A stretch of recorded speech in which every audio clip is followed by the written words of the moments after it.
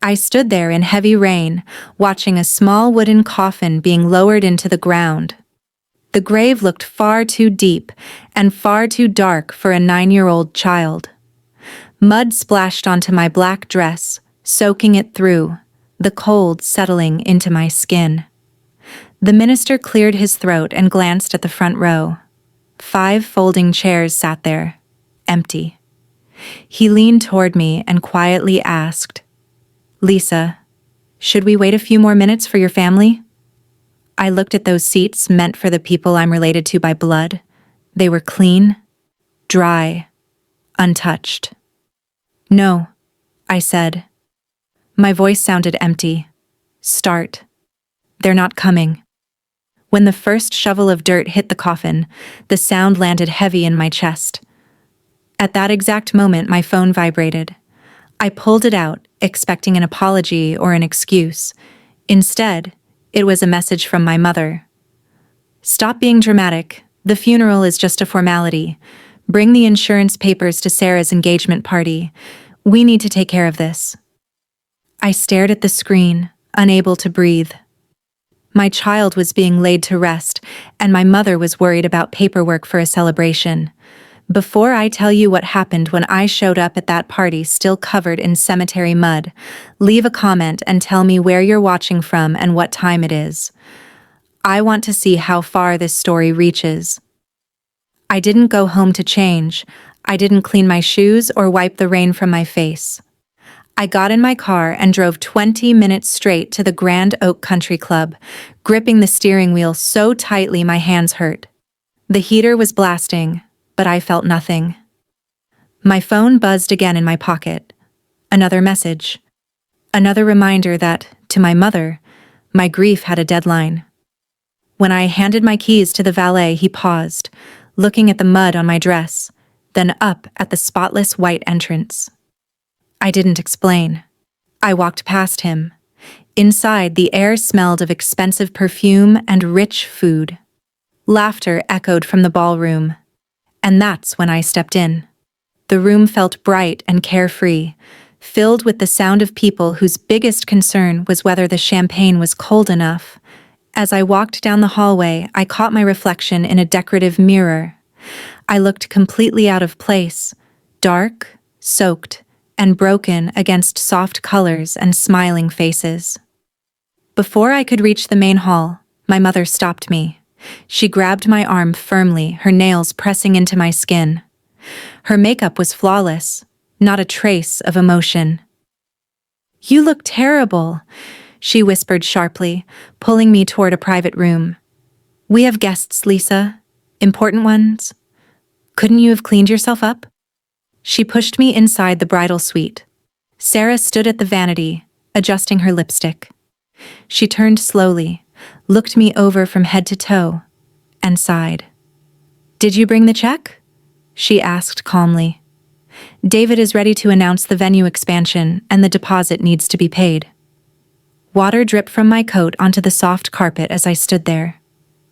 "I just buried my son," I said quietly. "And you want his insurance money for a party?"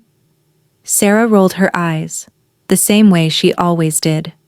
She reached into her designer purse and pulled out a thick piece of cream-colored paper, expensive and neatly folded. She slid it across the table toward me. "This isn't only about the party," she said. "It's compensation. We calculated everything." I looked down. It wasn't a message of sympathy. It was a bill. Written neatly were charges that made my chest tighten. Emotional stress related to Noah's illness, canceled vacation plans, damage to social image due to family hardship. The total was circled in red. She was billing me for the disruption my child's illness caused her life. "He ruined the mood for 2 years," Sarah said casually, inspecting her nails. "Do you know how hard it is to enjoy life when everything revolves around a sick child? We paused our lives. We suffered too. That money is basically overdue." The room tilted slightly, and suddenly I was back in a memory from 6 months earlier. Noah was curled up on his bed, weak and exhausted from treatment. He looked at me with tired eyes and whispered that he was sorry. Sorry for being sick. For making everyone sad. I remembered holding him until my arms ached, telling him again and again that he was not a burden. And while I was doing that, Sarah had been busy adding up what her canceled vacation was worth. The grief that had been crushing me for days suddenly disappeared. In its place was something calm, firm, and unmovable. It wasn't loud anger. It was quiet, certain. I looked at my sister, really looked at her, and understood something clearly. This wasn't family standing in front of me. I didn't rip up the paper. I folded it neatly and slipped it into my pocket. "You really think you deserve this?" I asked, my voice steady. Sarah smiled, confident and cold. "I know I do." I pressed the folded paper flat with my thumb. I didn't raise my voice. I didn't make a scene. I simply kept the paper in my pocket, right beside my phone, which had been quietly recording everything. "No," I said. The room went silent. "Excuse me?" Sarah asked, stunned. "No," I repeated, turning toward the door. "You're not getting anything. Not for the wedding. Not for your so-called emotional suffering. Not for any expansion or deposit." I reached for the door handle, but it wouldn't move. A hand slammed against the door, stopping it. I looked up and saw my father, Robert, standing in my way. He wasn't looking at me like a parent comforting his grieving child. He was looking at me like I was something that owed him money. My mother stood behind him, pressing a dry handkerchief to her eyes. "You're being incredibly selfish, Lisa," my father said quietly. "Your sister has her whole future ahead of her. Noah is gone. Keeping that money won't change that. Letting it sit there while your family struggles is wrong." "Struggling?" I asked, looking around the private suite, one that probably cost more for an hour than I earned in a month. "You're drinking expensive champagne while I still have dirt under my nails. You don't understand that word." My mother stepped forward, her voice shaking in a way that felt practiced, like she'd rehearsed it. "We're broke, Lisa," my mother said. "We spent everything trying to keep up appearances during that difficult period. We're in debt. If you don't help us, we lose everything." "That's not true," I said calmly. "You just bought a boat." My father's face darkened instantly. He stepped closer, using his size the way he always had to scare me. "It used to work. Not anymore." "Listen carefully," he said under his breath. "You don't have a choice. We've already talked to a lawyer. Have you heard of filial responsibility laws?" I froze. The words sounded distant, unclear. "They apply in this state," he continued, clearly pleased with himself. "Adult children can be legally required to support parents who claim financial hardship. If you don't hand over the insurance money willingly, we'll take you to court. We'll say we're destitute. We'll drain your income with legal fees until there's nothing left." "You'd sue your own daughter?" I whispered. "Over money meant to honor your grandson?" "We'll do whatever it takes to survive," my mother said coldly. "In court, they'll see a young woman with money refusing to help her struggling parents.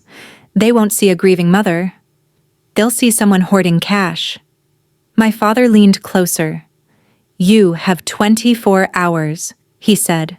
"Transfer the money or we file first thing Monday. Don't test us." Then he stepped aside and opened the door like nothing had happened. The noise of the party rushed back in. Laughter, clinking glasses, cheerful music. I walked into the hallway, my heart pounding. Not from fear, but from sudden, icy clarity. They weren't just careless parents. They were hunters. I didn't yell. I didn't collapse. I walked straight past the ballroom, past the valet trying to hand me my keys, and out into the cool night air. Before I even reached my car, I dialed David. David wasn't family. He wasn't kind. He was dangerous. In the way only a very good lawyer can be, the kind of lawyer you call when you're done trying to keep the peace. "David," I said when he picked up on the second ring. I need you tomorrow morning. Clear your schedule. There was a short pause. What happened? They threatened me with a legal claim. They want the entire trust. And they called Noah a burden. Be in my office at 8, he said immediately. Bring everything. The next morning, David's office felt solid and controlled, like nothing there was accidental. The air was cool enough to keep you sharp. The glass walls looked out over the city, spotless and cold. I sat across from him and laid it all out. The timeline, the invoice, the threats. David listened without interrupting. When I mentioned the legal threat, his expression tightened. It's a desperate move, he said, tapping his pen against the desk. But in this state, if they can convince a court they're financially struggling, it's not impossible. It doesn't happen often, but it's real. So we fight it, I said. We don't just fight, he replied. If we argue numbers back and forth, this could drag on for years. We need to shut this down before it ever reaches a judge. That means destroying their credibility. I know, I said. That's why I came prepared. I reached into my bag and pulled out a small, rugged device. It was a trail camera, the kind used outdoors. Camouflage casing, motion activated. David raised an eyebrow.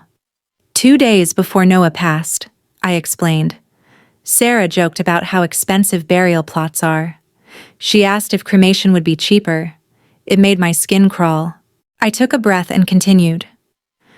The day before the funeral, I went to the cemetery early. I placed 3 of these in the trees around the plot. High up. Hidden. David picked up the camera and turned it slowly in his hands. A slow smile appeared. Calculated, controlled. And? He asked.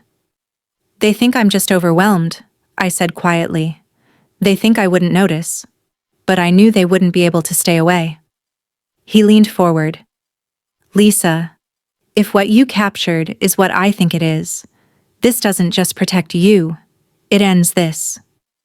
I have footage, I said, but it's not enough. We need more, David replied. And I know exactly how to get it.